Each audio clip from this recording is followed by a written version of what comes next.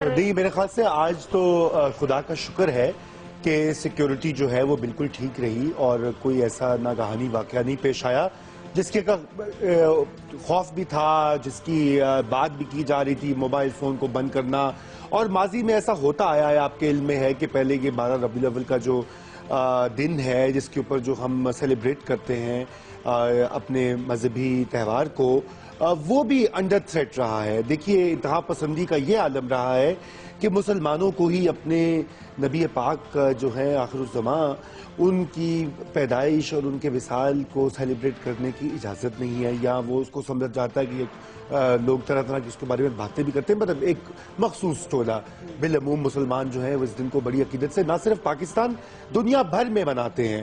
اور ہمارے ہاں تو دیکھیے ایک روایت رہی، پوری اسلامی دنیا میں دیکھیں تو جتنی شاعری کی گئی ہے، جتنی نعتیں لکھی گئی ہیں، پڑھی گئی ہیں حضرت محمد کی شان میں، وہ ہمارے پورے اسلامک کلچر کا ایک حصہ ہے۔ کیونکہ دیکھیں، کل بھی ہم نے بات کی تھی کہ عشق رسول جو ہے وہ ہمارے دین کا، ہمارے مذہب کا، ہماری پوری جو انڈرسٹینڈنگ ہے اسلام کے بارے میں، اس کا ایک سینٹرل پلر ہے۔ ظاہری سی بات ہے، جو پوری کائنات ہے وہ تو حضور پاک صلی اللہ علیہ وسلم کے عشق، ان کی عقیدت اور انہی کے لیے اور ان کے نور سے بنی ہے۔ دیکھیں نا، ان کے نور سے، یہ صوفیاء کے یہاں ایک تعلیم ہے عام کہ کائنات کا جو نور ہے، خدا کا جو نور ہے، حضرت محمد جو ہے ان کا مظہر ہے۔ اور یہی وجہ ہے کہ آج کا دن اس لیے اس کی بڑی ایک جو ہے دینی بھی ہے، ثقافتی اہمیت بھی ہے، کیونکہ اس کو بڑے پرجوش، بڑے محبت کے ساتھ منایا جاتا ہے، اور جو تعلیمات ہیں ہمارے دین کی، ہمارے نبی کی، ان کو بھی یاد کیا جاتا ہے، جس میں کہ سر فہرست ہے مرسی جسے کہتے ہیں انگریزی میں، کمپیشن جسے کہتے ہیں، محبت، پیار، یگانگت، اخوت، بھائی چارہ، معاف کر دینا، ایک دوسرے کو سمجھنا، ایک دوسرے کا خیال کرنا، یہ ساری باتیں جو ہیں، اور رواداری سب سے بڑھ کر، میانہ روی، ماڈریشن، اعتدال۔ آج کے دور میں جتنی آپ باتیں کر رہے ہیں، پاکستانیوں نے، ہم سب مسلمانوں نے ان کی بات، یہ جو تمام باتیں ان کو فالو بھی کیا ہے، ان پر عمل بھی کیا ہے، کچھ دیکھ رہے ہیں آپ؟ سچی بات اور سیدھی بات کیجیے گا۔ دیکھیے، سچی اور سیدھی بات جو ہے وہ تو پھر ذرا تلخ ہو جائے گی، مگر میں پہلے یہ ضرور کہہ دوں کہ کیا تعلیمات کیا ہیں جن کی ہم بات کر رہے ہیں۔ آخر ہمارے جو نبی آخر الزمان صلی اللہ علیہ وسلم جب اس دنیا میں آئے خدا کا نور بن کر، مظہر بن کر، تو کیا وہ جہاں ان کی پیدائش ہوئی، جہاں وہ بڑے ہوئے، وہ جو معاشرہ کیا تھا مکہ میں، اور وہ ایک انتہائی جسے کہتے ہیں انگریزی میں کلاس بیس جو ہے معاشرہ تھا، وہاں پہ جہالت میں ڈوبا ہوا تھا، جہالت میں بھی ڈوبا ہوا تھا، چند طبقوں کی اجارہ داری تھی، اور جو اسلام کا جو دعویٰ تھا، جو فکر تھی، اس نے ایک انقلاب برپا کر دیا۔ اس نے کہا کہ تمام انسان برابر ہیں، عربی ہوں، اجمی ہوں، کالے ہوں، گورے ہوں، مرد ہوں، عورتیں ہوں، کسی کو ایک دوسرے کے اوپر فوقیت حاصل نہیں۔ Thank you for seeing that, کیونکہ یہ برابری کا جو سبق تھا، دیکھیے بر صغیر میں جب اسلام کا احیا ہوا تو یہاں پر تو ساری کی ساری پاپولیشن جو ہے نان مسلم تھی۔ جب آئے، کیوں یہاں پہ دھڑ دھڑ لاکھوں کروڑوں میں آج مسلمان ہیں بر صغیر میں، پاکستان، ہندوستان، بنگلہ دیش، شری لنکا، سب کو شامل کر لیجئے، اس وجہ سے کہ یہاں پر ایک وہی کاسٹ کا نظام جو ہے وہ رائج تھا کہ چند لوگ جو ہیں وہ ان کو فوقیت تھی دوسرے لوگوں کے اوپر، یہاں پر برابری نہیں تھی۔ یہاں پر جو ہے ایک پورے کا پورا طبقہ جو آج بھی موجود ہے، شودر جسے کہا جاتا ہے ہندوستان میں، اور یا اچھوت، انٹچبل جو ہیں، وہ مندر بھی نہیں جا سکتے تھے۔ تو جب اسلام کا یہاں صوفیہ پیغام لے کر آئے، اور تو وہ اس سے لوگوں کو پتہ لگا کہ یہ تو برابری کا درس ہے، اس کی دیکھا دیکھی جو وہ سب سے بڑا سبق ہے برابری کا، انسانیت کا، اس کی وجہ سے یہاں پہ اسلام کا آیا ہوا۔ آپ تو مجھے بتا دیجئے کہ جو مسلم امہ ہے وہ انتشار کا شکار کیوں ہے آپ کی نظر؟ نہیں، میں بالکل اسی پر آ رہا ہوں۔ دیکھیے، ہم بات کر رہے تھے برابری کی، احترام آدمیت کی، انسانیت کی جو تعلیمات دی اسلام نے، اس اندھیروں میں ڈوبے ہوئے معاشرے کو مکہ میں اور بعد میں پورے عرب میں اور پھر دنیا بھر میں جس طرح اسلام تیزی سے پھیلا، وہ سوچ پر پھیلا تھا۔ اگرچہ کہ ہمارے یہ جو مورخ ہے، خصوصاً مغربی مورخ، وہ کہتے ہیں کہ جی وہ تلوار کے ذریعے اور گھوڑوں کے ذریعے اور جنگ کے ذریعے، بالکل نہیں، وہ ایک حصہ تھا، مگر جو سوچ تھی، جو اسلام کا درس تھا کہ ایران، وسطی ایشیا، افریقہ، حتیٰ کہ یورپ تک کے چند حصے جو تھے، انہوں نے اسلام کو قبول کیا۔ پھر اس سائڈ پہ بر صغیر میں، ساؤتھ ایسٹ ایشیا میں ہر جگہ یہ سوچ پھیلی. یہ سوچ کیا تھی؟ احترام آدمیت کی، انسانیت کی، برابری کی، گورے کو کالے کے اوپر فوقیت نہ ہونے کی. اور سب سے پہلی قرآن پاک کی کیا جو حضور کو کہا گیا کہ اقرا، یعنی کہ جو سب سے پہلے انسان کو جو تعلیم دی گئی ہے وہ پڑھنے کی، تحقیق کی اور علم کی. اور اسلام نے وہی کیا کہ کئی صدیوں اسلام ایک ڈومیننٹ تہذیب تھی دنیا میں، جہاں پہ سائنسدان، جہاں پہ میتھمیٹیشین، آرٹسٹ، ہر دنیا کے جو ہیں شاعر، ادیب. آپ اسپین میں دیکھیے کہ ہم نے مغرب جو تھا، یورپ جو تھا، وہ اندھیروں میں ڈوبا ہوا تھا. اسلام نے وہاں پر جو ہے فلسفے کو اجاگر کیا. یونان کی جو قدیم کتابیں تھیں ان کو ٹرانسلیٹ کر کے یورپ نے ان سے سیکھا اور آگے بڑھے. ہم نے کیا کیا کہ یہ امت جو ہے آہستہ آہستہ یہاں پر بادشاہت قائم ہوئی. اور اس کے بعد بادشاہت کے یہ حضور پاک کے بہت بعد کی بات ہے. اور جب اس میں سیاست آئی، فرقہ بندی آئی، گروہ بندی آئی، اور جیسے کہنا چاہیے موقع پرست وہ جو تھے ملا حضرات، انہوں نے بادشاہوں کا ساتھ دیا اور ایسی تفسیریں پیش کی کہ اسے اسلام کی جو روح تھی، جو ڈائنامک روح تھی، اس پر اس کی تفسیروں سے اثر پڑا. اور حضرت Islam is a complete code of life. ہمارا جو ریلیجن ہے وہ زبردست ہے، مطلب ایک کمپلیٹ ضابطۂ اخلاق جیسے آپ کہتے ہیں نا کہ وہ ہے.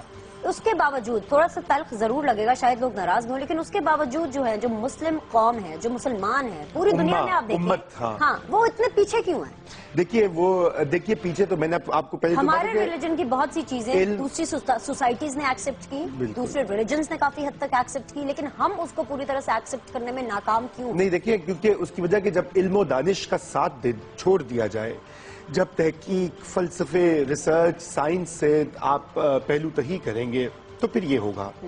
اور یہی وجہ ہے کہ پچھلے 700-800 سالوں سے بتدریج مسلم امہ جو ہے وہ اس کی طاقت میں، اس کے علم میں، اس کی دانش میں، اس کی جو ایک گلوری تھی اسلامک ڈیز کی، وہ اس میں کمی آئی ہے. اور آج یہ عالم آ گیا کہ مجھے افتخار عارف صاحب کا وہ شعر یاد آتا ہے کہ ہاں نہیں کہ رحمت سید لولاک پہ کامل ایمان، رحمت سید لولاک پہ کامل ایمان، امت سید لولاک سے خوف آتا ہے کہ اس قدر جنگ بندی، اس قدر خانہ جنگی، فرقہ بازی، فرقہ پرستی جو پچھلے 1000 سال کی تاریخ میں ایک دوسرے سے لڑ رہے ہیں، بادشاہوں کو زہر دیے جا رہے ہیں، مارا جا رہا ہے، جنگیں ہو رہی ہیں فرقوں کی بنیاد کے اوپر، اور بڑھتے آج امہ جو ہے وہ انتشار کا شکار ہے. یہ جو امہ ایک ہم نے یہاں پہ فکشن کریٹ کی ہوئی ہے، پاکستان میں بھی اس کا ذکر ہوتا ہے. آپ ہماری کتابیں پڑھیں، باتیں سنیں، ٹیلی ویژن پہ دیکھیں، کالم پڑھیں، آپ اس میں بات کرتے ہیں، سب کہتے ہیں جی وہ سب اسلامی بھائی چارہ، بردرہڈ جو ہے امہ، لیکن حقیقت میں عربی جو ہے اجمی سے کوئی تعلق نہیں ہے. وہ عرب دنیا ہے وہ اپنے آپ کو سپیریئر سمجھتی ہیں، وہاں پہ نان عرب جو ہے اس کی جس مبارک ہستی کے لیے آج کا دن منسوب ہے، جب وہ اس دنیا میں آئے اور آج ہی کے دن رخصت ہو گئے، حضور پاک صلی اللہ علیہ وآلہ وسلم، انہوں نے جب تلوار کے زور پر یا روب سے یا دبدبے سے اسلام کو نہیں پھیلایا، یا کسی کو فورس نہیں کیا کہ آپ اسلام قبول کریں، تو پھر طالبانائزیشن کہاں سے آ گئی؟ یہ ہم اس پہ بات کرتے ہیں، یہ انتہا پسندی، یہ کس طرح کا اسلام ہے؟ دیکھیے بات یہی ہوئی نا کہ آپ نے جو ذکر کیا کہ اب میں یہ طالبانائزیشن کوئی نئی چیز نہیں ہے، یہ مختلف اوقات میں، مختلف اشکال میں انتہا پسند رویے جو ہے وہ آتے رہے ہیں. دیکھیے جب یہ جو ہے اسلام کے اوائل میں جب مختلف جو ہیں حکومتیں اور بادشاہتیں قائم ہوئیں تو اس میں بہت سارے مسلم انٹلیکچوئلز جو تھے انہوں نے کوشش کی کہ وہ اقلیت پر مبنی تفسیریں دیں اور لوگوں کو کی رہنمائی کریں، پھر ان کو مار دیا گیا. یہاں پہ مجھے آپ کو روکنا ہے، یہی سے بالکل ہم کنیکٹ کریں گے طالبانائزیشن کا کانسیپٹ اور یہ کہاں سے ابھرے ہیں، ان کے کیا بیک گراؤنڈ ہے، یہ کون سا اسلام ہے جس کا پرچار ہو رہا ہے آج کی اس 21 سینچری میں. بات کریں گے، ایک چھوٹا سا بریک لیتے ہیں، واپس آتے ہیں. ڈیفینیٹلی آپ لوگ کی ٹیلی فون کالز بھی ہم لیں گے، آپ کی بھی بات سنیں گے. اور رضا رومی کی تو سننی ہے، آج اسپیشل ڈے ہے، ظاہری سی بات ہے ان کے نالج اور ہسٹری کا بھرپور فائدہ اٹھائیں گے. ان کا بھی آخر کوئی فائدہ ہونا چاہیے نا شو میں بیٹھنے کا. ملتے ہیں ایک چھوٹی سی بریک کے بعد.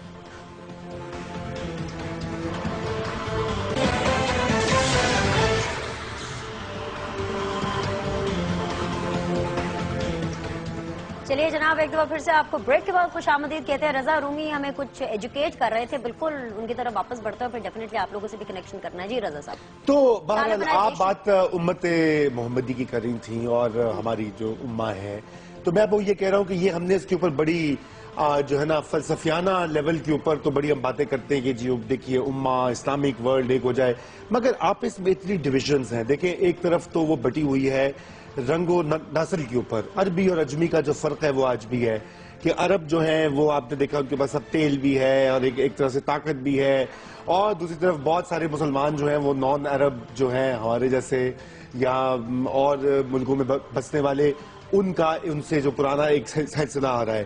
ایک تو وہ سب سے بڑی ڈویژن ہے. پھر مسلک کی ڈویژن ہے, یہ جو شیعہ سنی ڈیوائیڈ سب سے بڑی ہے. سنیوں کے اندر کئی ڈویژنز ہیں, پاکستان میں تو ماشاءاللہ ساری کی ساری آپ کو دکھائی دیتی ہیں ایک سے بڑھ کر ایک. یہ عالم ہے کہ مسلمان جو ہیں وہ آپس میں ایک مسجد میں نماز تو پڑھنے کو تیار نہیں ہے. مثلا ایک امام صاحب جو وہ کہتے ہیں کہ جی میں تو امامت نہیں کراؤں گا اگر یہ لوگ اس طرح سے نہیں نماز پڑھیں گے, اس طرح نہیں کریں گے, اور یہ بہت زیادہ ٹرینڈ بڑھا ہے پچھلے 20-30 سال میں. حالانکہ جو درس ہے, جو تعلیم ہے, میں نے وہی آپ کو کہہ رہا ہوں, جو ایمان ہے وہ تو بھائی چارے کا ہے, اخوت کا ہے.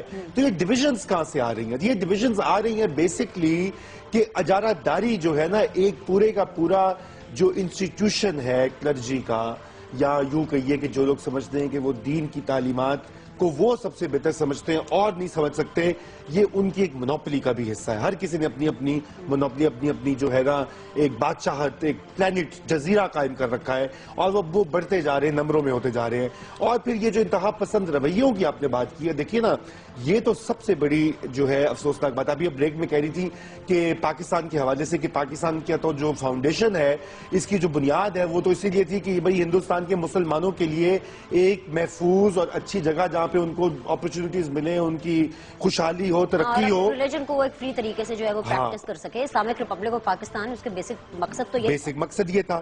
مگر آج کیا ہے, آج تو اسلامک ریپبلک آف پاکستان, اسلامی جمہوریہ پاکستان کا وہ حال ہے کہ جانے کب کون کسے مار دے کافر کہہ کر شہر کا شہر مسلمان ہوا پھرتا ہے.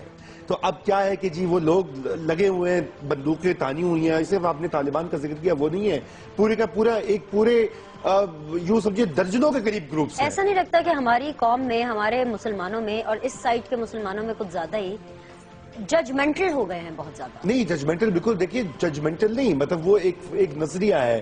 وہ نظریہ یہ ہے کہ آپ اچھی مسلمان ہیں یا نہیں, آپ پیور ہیں کہ نہیں, آپ کو میرے عقیدے کے مطابق اپنی پریکٹس کرتی ہیں لائف کے نہیں, اگر نہیں کرتی تو پھر آپ جو ہیں مطلب میں آپ پہ فتویٰ بھی جاری کر دوں گا, میں آپ کو خدا نخواستہ وہ واجب القتل بھی قرار دے دوں گا, جو یہاں پہ اب ایک شیوا بنتا جا رہا ہے. حالانکہ جب بات یہ کہ آج کا دن اس لیے اہم ہے کہ آج آپ کو اس محبت کا سوچنا ہوگا جو کہ جس محبت کا پورا ہمارے نبی پاک کی زندگی اور ذات مشتمل تھی. اپنے لوگوں سے محبت, اپنے خاندان سے محبت, غریب غربا سے محبت, لاچاروں سے محبت, اور وہ اس محبت, اس ایمان, اس روشنی کا ہم نے کیا بنا دیا. یہ لمحہ فکری ہے. چلیں جی, مزید آپ لوگوں سے بات کریں گے تھوڑی سی دیر کے بعد. ابھی ذرا رضا رومی آپ لوگوں کے جو بھی خیالات ہیں ان کے اوپر اپنے خیالات کا اظہار تو کر لیں. جی رضا صاحب. جی بھینش, دیکھیے تو بات وہی ہمارے جو ناظرین ہیں وہ انہوں نے آ کر وہی بات دہرائی. انہوں نے کہا کہ یقیناً ہم ایک طرح سے امہ جو ہے, ہم مسلمان جو ہیں اس رستے سے بھٹک چکے ہیں, اور یہ سچ ہے. اور یہ بھٹکنا اس لیے نہیں ہے, پاکستان میں اس کو تعبیر کیا جاتا ہے کہ آپ جو ہیں کس طرح سے اور کتنے وقت اور کب آپ نماز نہیں پڑھتے, یا آپ کے ہاں جو احترام رمضان جو ہے وہ وائلیٹ ہوتا ہے, کہ قانون بنائے ہوئے. یہ بات نہیں ہے. پاکستان میں مسجدیں بھری ہوئی ہیں ماشاءاللہ. جمعے کے دن آپ کو قطاروں پہ قطار روڈ بلاکس ملتے ہیں, ہر جگہ نمازی موجود ہیں. عمرے کے, حج کے لاکھوں لوگ یہاں سے بھر کے جاتے ہیں. مگر کیا وجہ ہے کہ جب واپس آتے ہیں تو یہاں پر آ کر وہی اپنے انہی کاموں میں مبتلا ہو جاتے ہیں. کچھ سوچنے کی تو بات ہے. سوچنے کی بات یہ ہے کہ اسلام جو ہے وہ اپنی شخصیت کو, وہ ایک سب سے پہلے دین جو ہے وہ ایک ذاتی عمل ہے.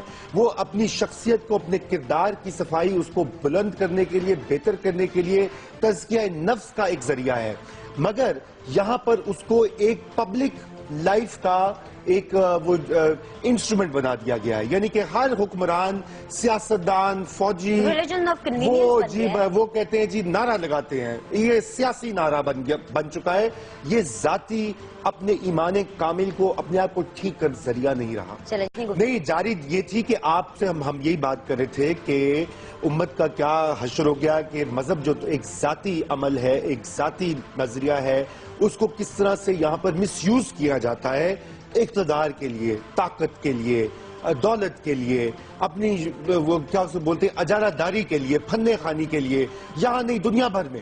اور یہ جو پوری رائز ہے ایک پورے کا پورا ایک ٹرم جسے پولیٹیکل اسلام کہا جاتا ہے، اس کے اوپر یہ جو ہم دنیا بھر میں مسلمانوں کو اتنا برا بھلا جو کہا جاتا ہے وہ انہی چند گروپس کی وجہ سے کہا جاتا ہے جو اس وقت دنیا میں تشدد کے ذریعے اپنی اجارہ داری قائم کرنا چاہ رہے ہیں۔ دیکھیے تشدد کسی چیز کا کوئی بھی رسپانس نہیں ہے، اور ہمارے ہاں اس کا بدقسمتی سے مقابلہ نہیں ہو رہا۔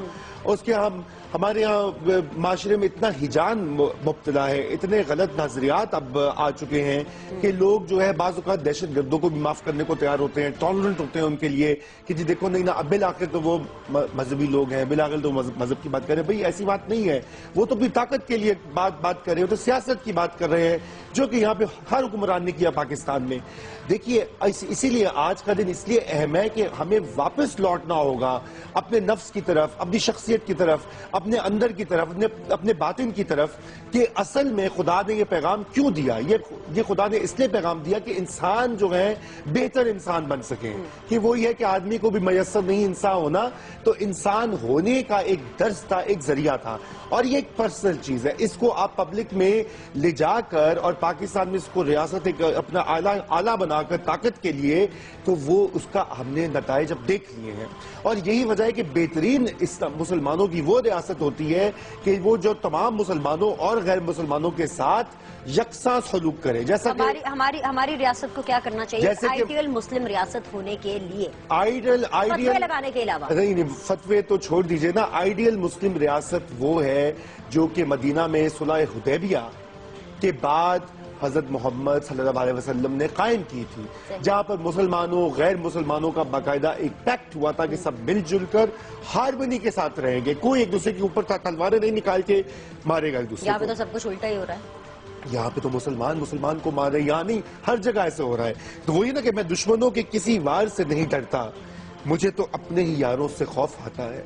تو یہ وہی والی بات ہے کہ آج مجھے پاکستان میں مجھے اس تو چیز لگتا کا ہے رضا رومی آپ سیدھا میلاد شریف سے یہیں پہ تشریف لا رہے نہیں ہیں۔ دیکھیے نہیں میلاد شریف کا مجھے وہ سعادت ابھی تک حاصل نہیں ہوئی، مگر آپ مجھے دیکھیے، مجھے پاکستان میں رہتے ہوئے مجھے خوف نہیں ہے کہ یہاں پر کوئی مجھے غیر مسلم مار دے گا یا کافر آ کے مجھے مارے گا۔